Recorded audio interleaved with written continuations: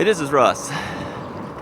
I'm headed to the Prospect Heights Trail. Now, you may be wondering, why are we going back there again? Well, I am trying a different map app. It's called Bikemap.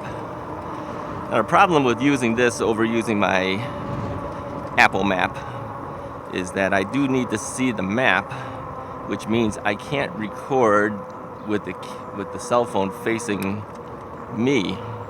That's why you don't actually see me. That's a problem. But I wanted to see if a separate map other than the Apple map that's made specifically for biking could find me roads that didn't use major roads that could put me in danger. So just looking through some of these streets that it's telling me to go on, it seems that the majority of the streets are going to be fairly safe, although it does have me going down one road which is not really that safe. So we'll see what happens. So this is a different path that we've taken before. Now, in the past, I took two major roads to get there. I took Rand Road, and then I turned left on Hintz. And then essentially that brought me all the way down to Schoenbeck, which is where we need to go. So it's a very direct type of path and relatively easy to do on a Sunday morning or a Saturday morning because there's not a whole lot of cars out at that time. But right now, we are 8 something in the morning, and 8 something in the morning. Yeah, I had to wave to the cop. I always wave to the cops. 8 something in the morning on a Thursday. So we're on a road time period that should be busy. People going to work, etc.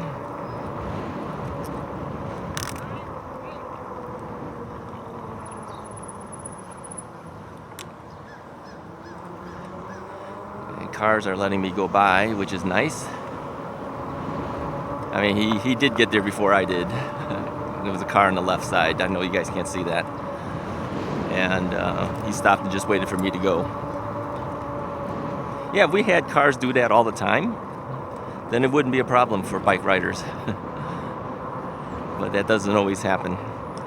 So according to this, I have another 0.3 miles to go, and then I've got to turn left on North Wilkie Road. Now, I believe I've taken this road before. Yes, I have taken this road before. I think this is the road I took when I went to Lake Arlington. I mean, not all the way, but part of the way. And I think that road is about 30 miles an hour or something like that. I can handle 30, 35 mile an hour roads. That's not a problem. Where the problem happens is when you're hitting 45 mile an hour roads, because you know that people don't do 45. They're probably doing 50 or 55. That's kind of hard for a bike to compete with.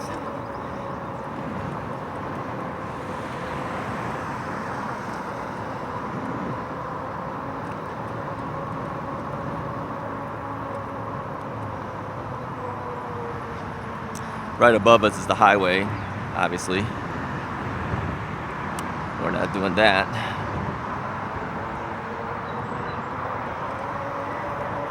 Well, actually, I didn't go on this road. I turned left earlier. This is another way of doing it.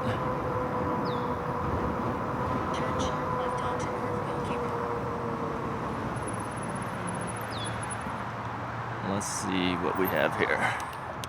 And we have clearance, so we're turning. It says bike route.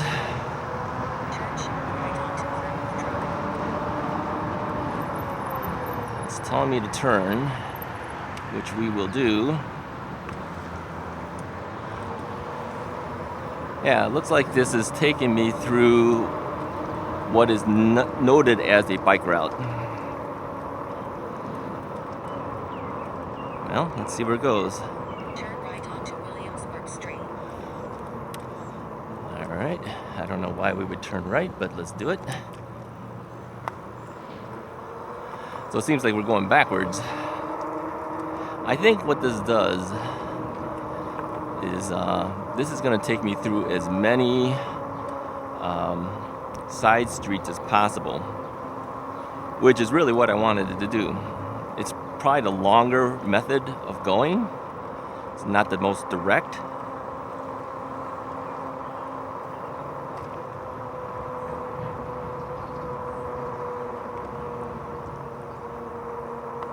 Turn left onto Cambridge Street.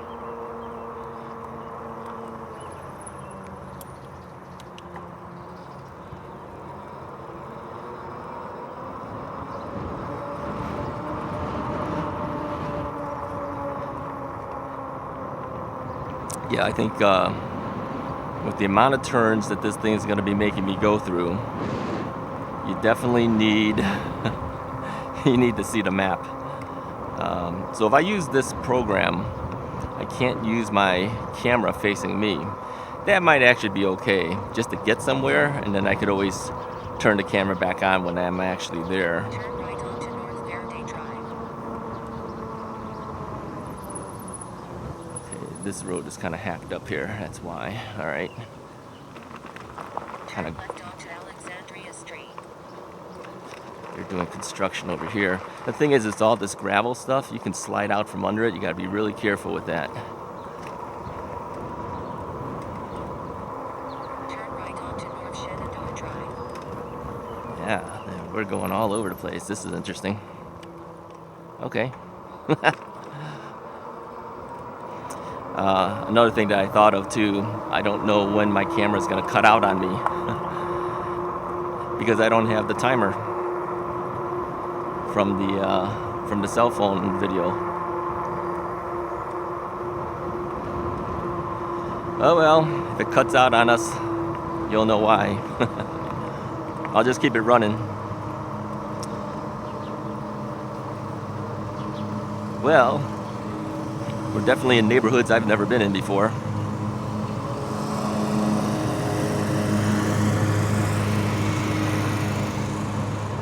That might be okay. It's just the major streets you're really most nervous about.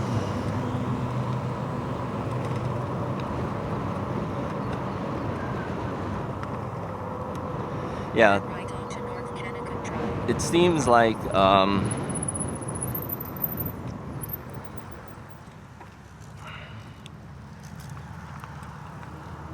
like it's taking me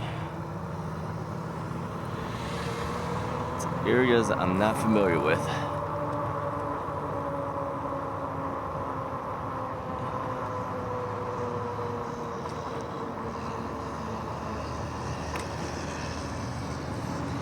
We're gonna go straight through this one, so we're gonna take this part of the road, follow this biker.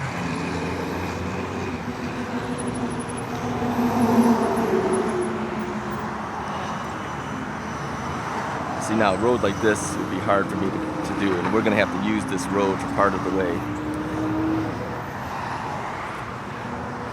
Because I know from the descriptions it's going to bring us right back to that area, to this area. Not long, but you're going to be on it for a little bit.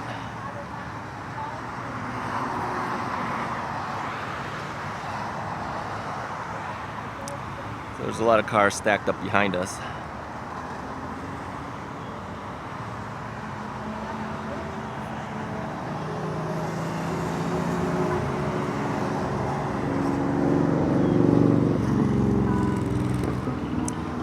See why I like coming on Saturdays and Sundays instead.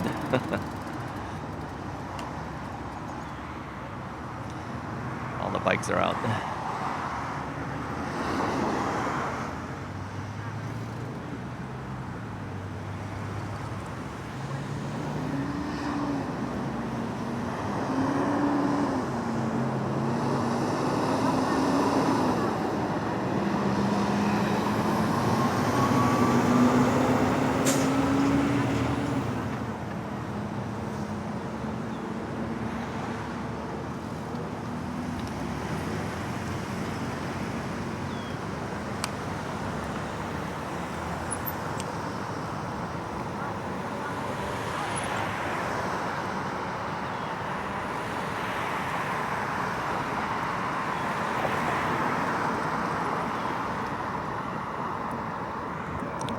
pass her.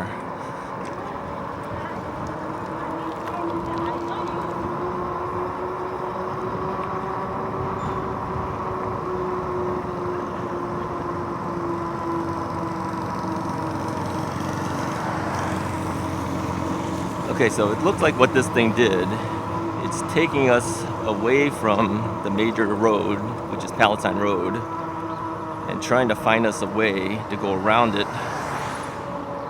and parallel to it. That's my guess. Turn left onto Westmont Avenue.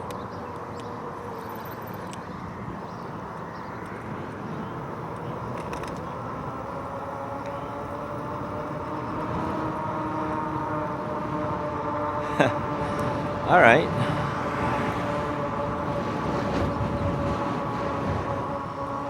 So it pushed us away from the major road. We're running parallel to it now, but I think there comes a point where you have to go on it. That's probably why the directions have said that you had to go on Palatine Road again. But it's trying its best to keep you off of it as much as possible by swinging you around to other streets. And then it brings you back to it, I think. We'll see. We shall see. So far, it's a pretty enjoyable ride.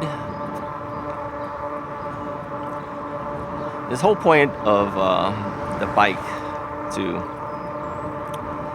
is getting out and seeing areas you normally would not have seen with your car. Now, even though we're on the road, I would never drive this. I would have taken Palatine Road on a car. I wouldn't take some side streets to do it. But this way, I get to see things I've never seen before.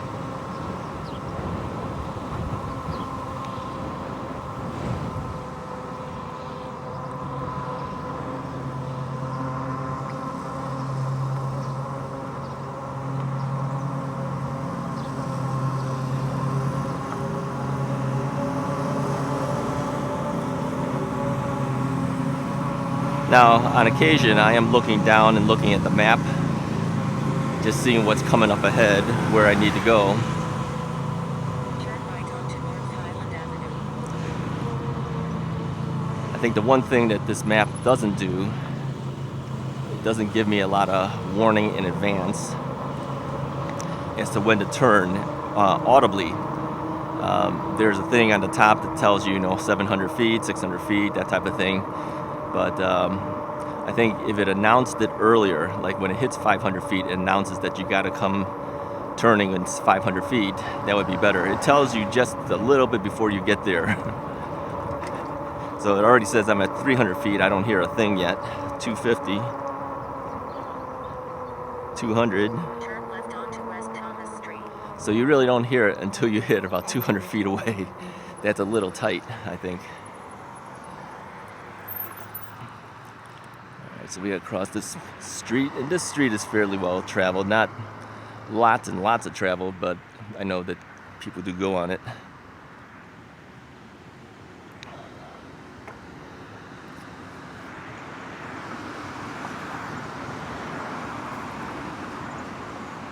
So I'm just waiting my turn to cross the street.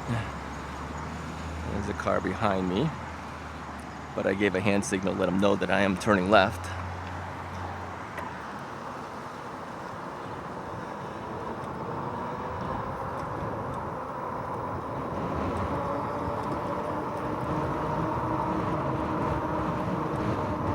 So, is this a better way? I don't know. On a busy day, is it a better way?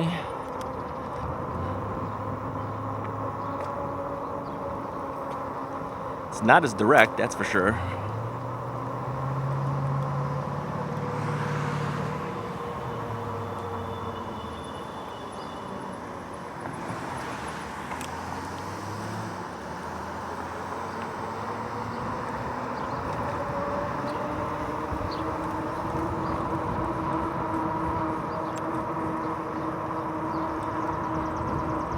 Okay.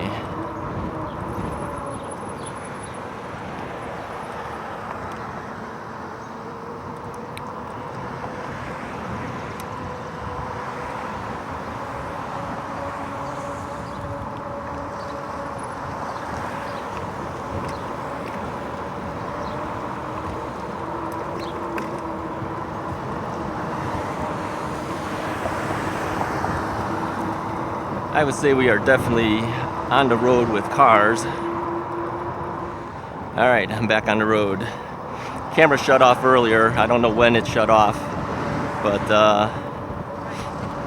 we are on a street called Thomas. It's traveled.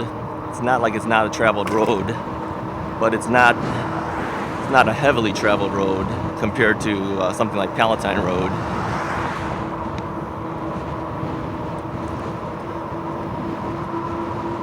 So in this case, cars will have to try to go around me, but there's only one lane, so they gotta have to wait for me, or wait until I can move over towards the side, like here.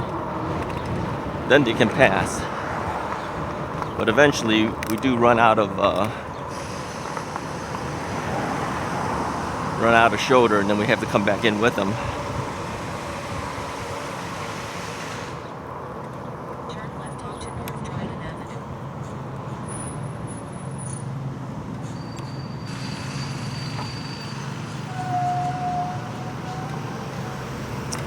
All right. Giving hand signals, letting the drivers know I was turning is kind of an important thing to do. Many of them will just wait and let me do the turn, even though it's not technically my turn. Because I think a lot of drivers know that if you end up stopping, it's not good for a bike rider.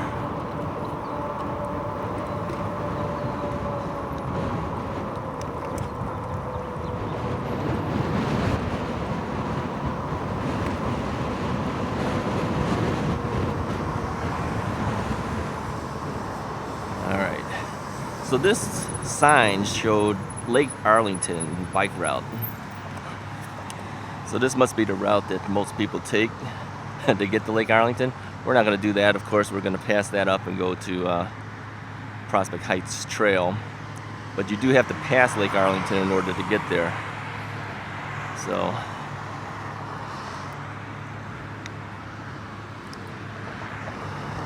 I believe this road that we're looking here is Rand Road. It kind of looks like it is.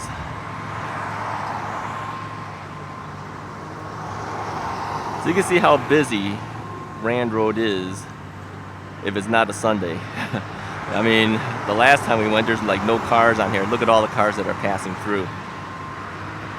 This is why you either have to find alternate routes to take that is not a major street like this, or you can't ride it and you have to wait until Saturday or Sunday mornings.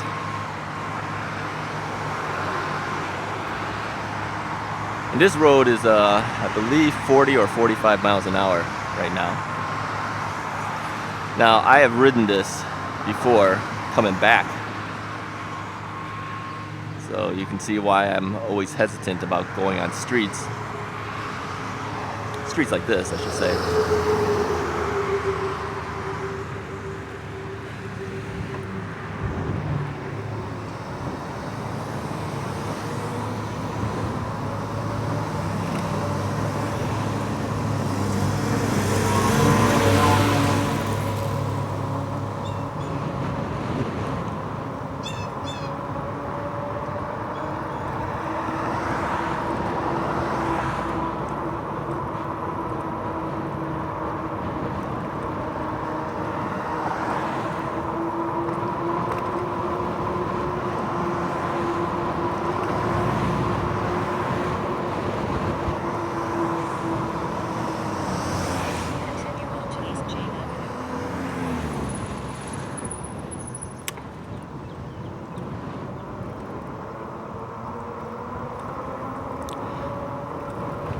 Now you notice too, I am stopping at stop signs. I do stop at stop signs when there's a lot of traffic. Some may think that I don't, but I do.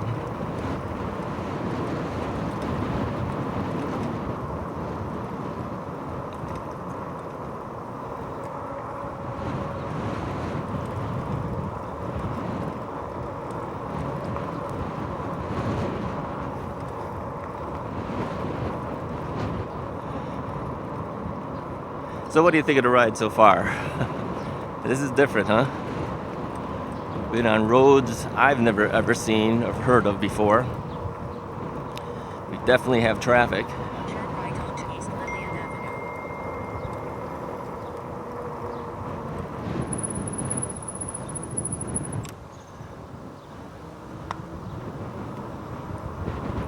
Alright, I'm gonna take a break here for a second.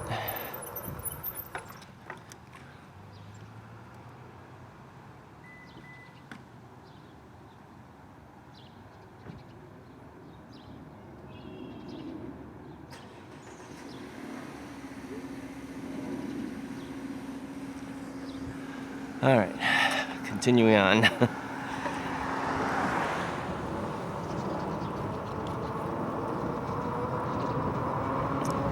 Had to take a break to answer a text.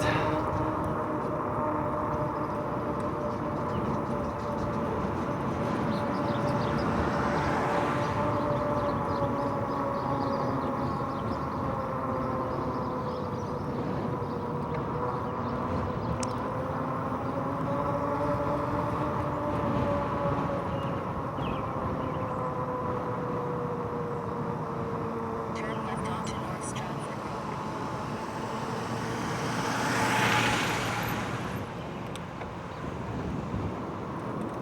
Alright. So now this is bringing us directly onto Palatine Road. Question is are there sidewalks or something you can take? I don't know. Or are we on the side part of Palatine Road? I think we are on the side part of it. Yeah, Palatine Road's interesting. It's kind of a divided highway. So on one side you've got major roads going on, and then on the other side where we're going, this is kind of like a side road. Still, you're dealing with cars.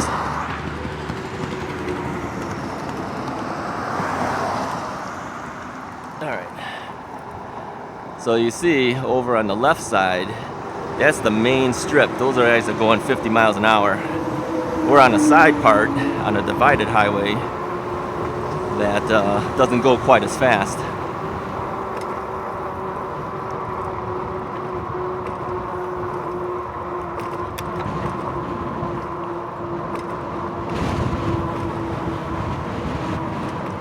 Now we're to do this for about a half a mile, give or take. You know, on this side of Palatine Road, it's not too bad. If we were on the other part of it, that would be bad.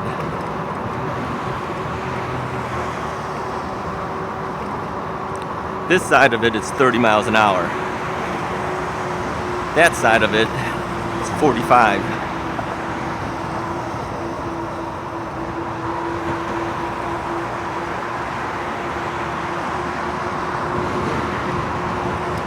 Actually, very few cars ride on the side that I'm at. I'm curious what it's going to do when I'm heading back, because I know that this side road is not available on the other side of the street, so I don't know what it's going to tell me to do getting back home.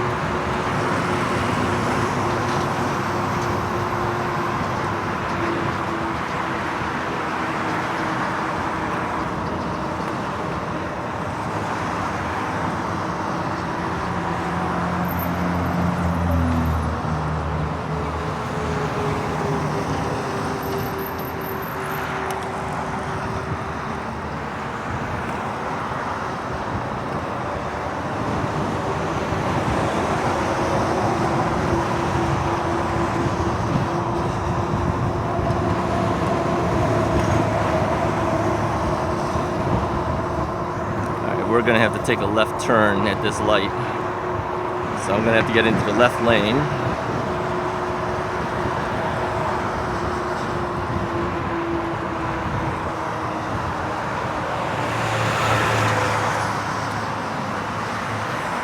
Yeah, I would say overall this is probably a safer method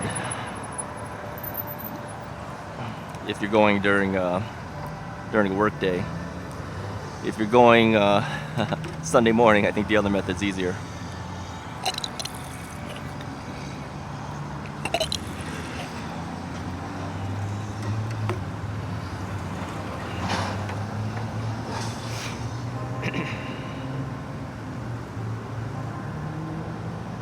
Now we just wait.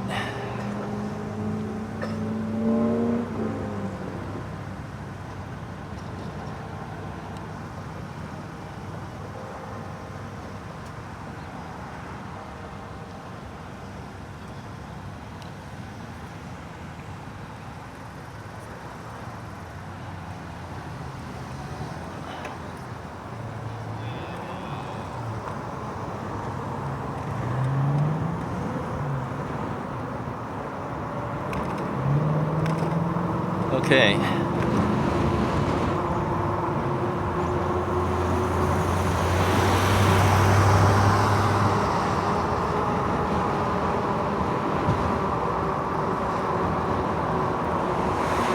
So we are very close to the entrance of the Prospect Heights Trail now. So overall, that wasn't too bad. That wasn't too bad. I think if I were to do this path on a weekday, I would take this route. It's kind of a different route. It's not a direct route, but it's doable.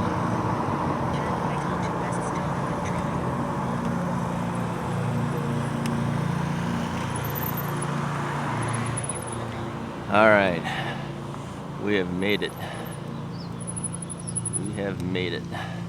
All right, let me find a good spot and I'll turn on our forward camera. Just kind of get off the path a little bit here. It says you have arrived. All right, so let me pull over here. Okay, I am back. We are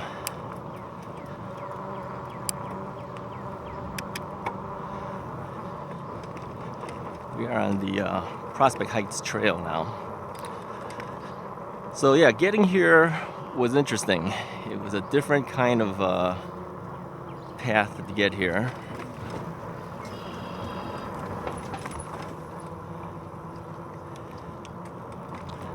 But I wanted to get out here during a weekday just to see how busy this path really is.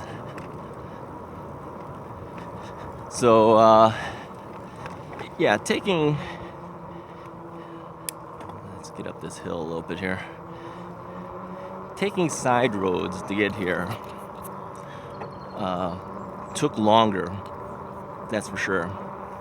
Took longer to get here, and but it was safer. I would give it that. There's only a couple of roads that you have to take that you're having to compete with cars, but it's very short-lived. That is really what I wanted to do. When I use the Apple map to get here, it doesn't tell me all these things. So this map that I use was called Bikemap. It's an app, and it doesn't cost anything. All right. So, I mean, they have advanced versions of it, I guess. You can pay for upgraded versions. I don't know what the upgrade gives you, but even the free version got me here relatively easily. A lot of turns. I kept thinking, why are we turning so much? But it's just finding ways to get around without having to deal with the major streets. So, yeah, I would do that. I'd have to question whether I would do it on a Sunday morning, because I know there's not a whole lot of cars, and the other method, taking two major roads to get here, is a lot easier.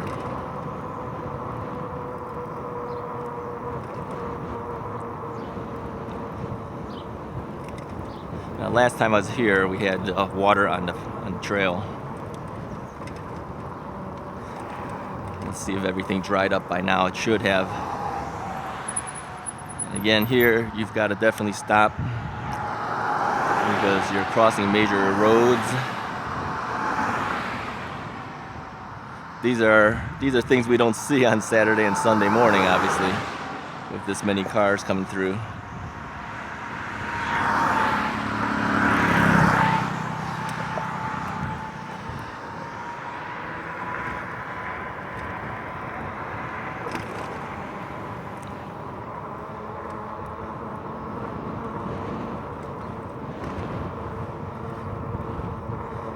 Alright, so this entire time I was on pedal assist level 2 and throttling as well. So I know that that ate a certain amount of my battery.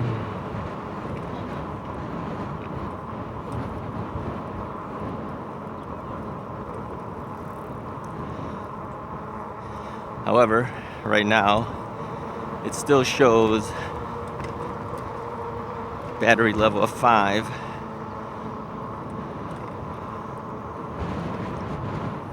I'm pedal assist level 1 right now, but we're going up a hill, so I've got to give it some throttle to kind of help it out a little bit. And when I do that, it'll drop down to 4.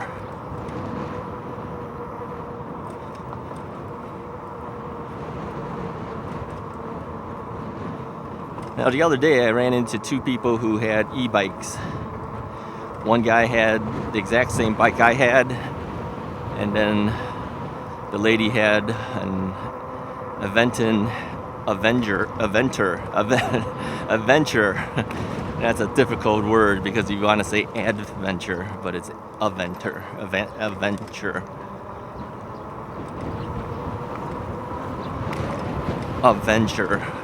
A-V-N-T-U-R-E. You expect to see A-D, but it isn't.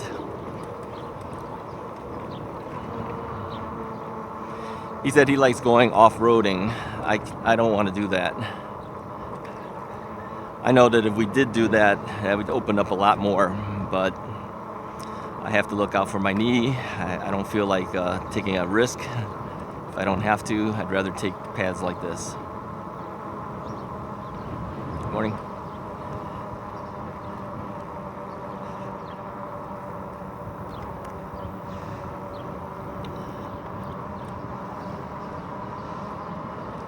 Yeah, definitely not as quiet. You can hear factories running, you can hear cars moving around. It's not as quiet. Alright, let's see. What do we got for cars? No cars, so we're crossing.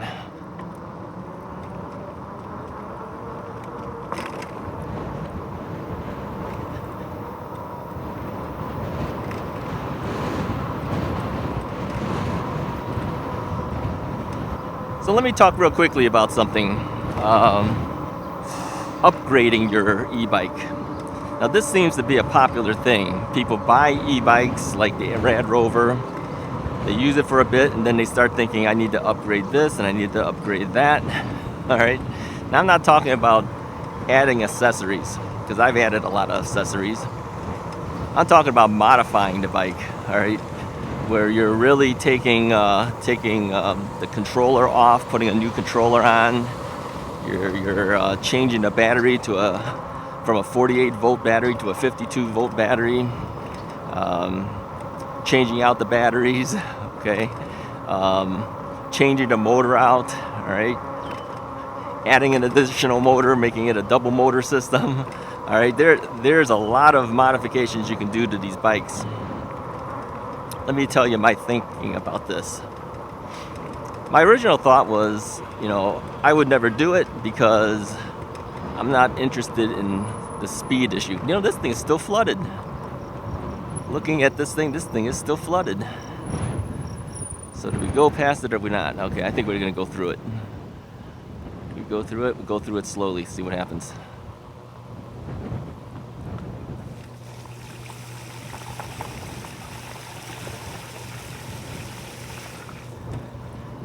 Well, we went through it. That thing is still flooded. Yeah, it's splattered up on me. Now, the problem is that it does get up onto your wires and stuff. I have a skid plate, which does help some of that splatter, but I do know that every time I've gone through water like that, it has splashed up onto my bike. Made the bike all messy looking. Had to wipe it all down. It even gets into your battery because I saw that there was some water on the cradle. So that's not a good thing, but I've come this far. I wasn't going to stop at that point. We're going to have to go through it again coming back. Anyways, so this whole upgrade thing, some people do it because they want a faster bike. And I kept thinking, I don't really want a faster bike. I'm fine with the speed of it. So I didn't think I'd ever do it. Here's the only reason I would do it, okay, is to get more torque out of the bike. Sometimes you go up a hill and you can't climb the hill very well. A higher torque motor would get you up the hill. Or maybe if the controller gave a little bit more juice out of it, it might get you up the hill. So in that sense, I would do an upgrade.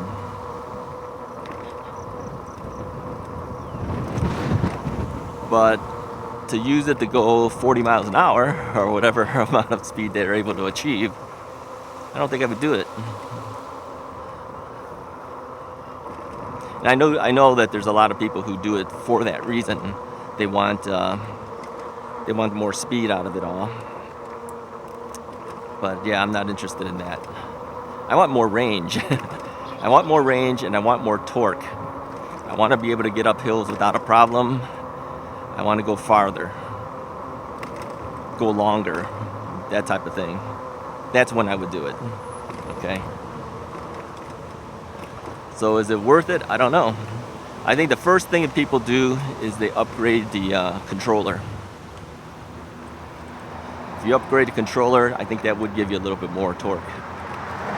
Second thing would be upgrade the motor.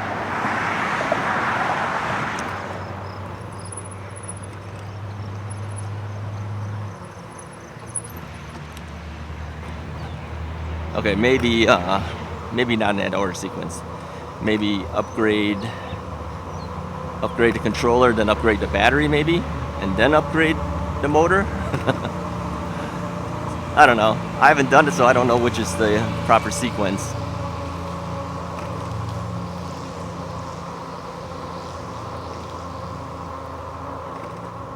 Yeah, so there are people on the bike path during the weekday.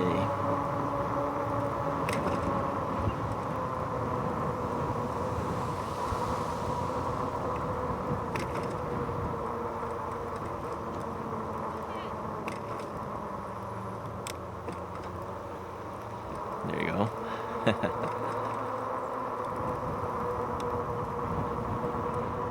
Haven't seen any rabbits yet. We usually see a number of rabbits. So I am down to 4.5 bars. I call it half. It's showing 5, but if you pedal, it hits 4. If you coast, it hits 5. I will call it 4 bars. 4 out of 5 bars, right? On your battery meter. Yeah, you know, I heard something about these high tension wires. Somebody was saying that they felt electrical shocks when they went under high tension wires and they were touching metal parts of their brakes and whatever. I read an article that said that is in fact the case a lot of times. That makes you wonder, you know, a lot of these bike trails are underneath these high tension wires. Not too safe for us.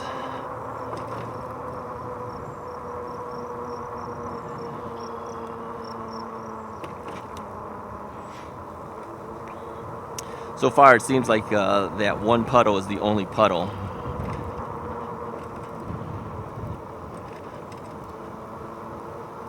I don't know how long that puddle will stay there, but it doesn't seem to be evaporating. All right, we gotta stop again.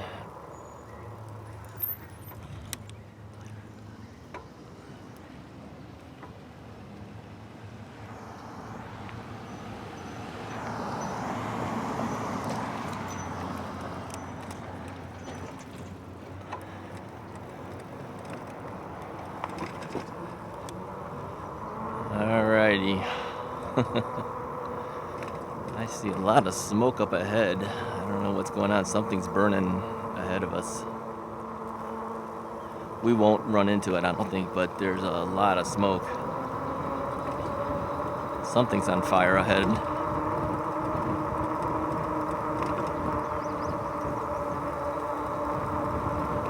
Yeah, that's not good. That is some type of structure fire or something. Have that much black smoke coming out. It's directly ahead of us. I don't think we're gonna get to that level, to that point.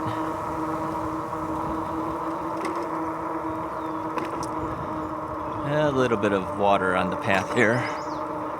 Not like that last one. This one's not so bad.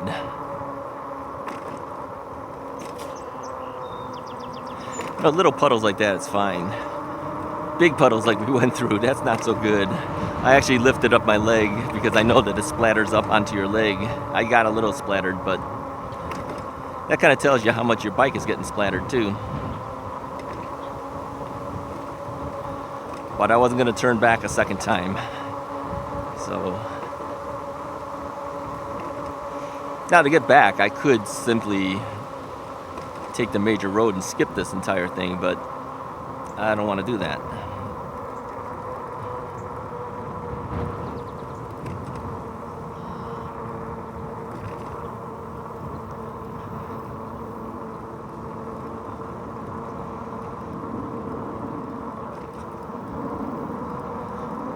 Morning.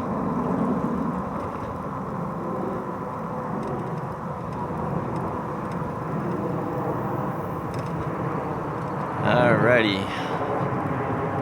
We are at the start of the path when we first came here many moons ago.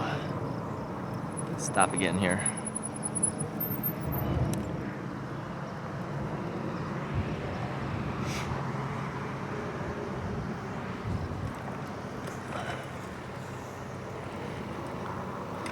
Yeah, some cars do stop for you, which is really nice. I always wave thank you for that. I hope all the bike guys do stuff like that, because that just promotes more awareness.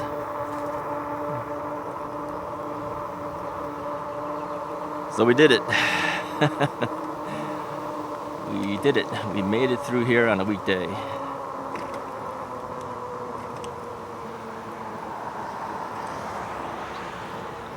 Is this starting to look familiar to you guys? We've done this, what, 4 times now? It's okay. The other paths I take you through, we've done that even more.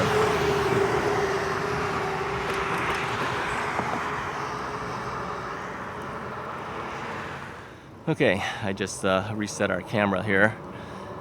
I won't keep you that much longer. I think I will just turn it on just so I can say goodbye. I may start up a secondary video, as I'm probably going to hang around this area for a little bit. Okay, let's take a look at the people in the swimming pool. Let's see if there's anyone in there. It doesn't look like it. It's been shut down. Why is it shut down? I would think it'd be opened up by here. Let's go this way. No, there are people in the swimming pool. I think they must be doing lessons or something this early in the morning.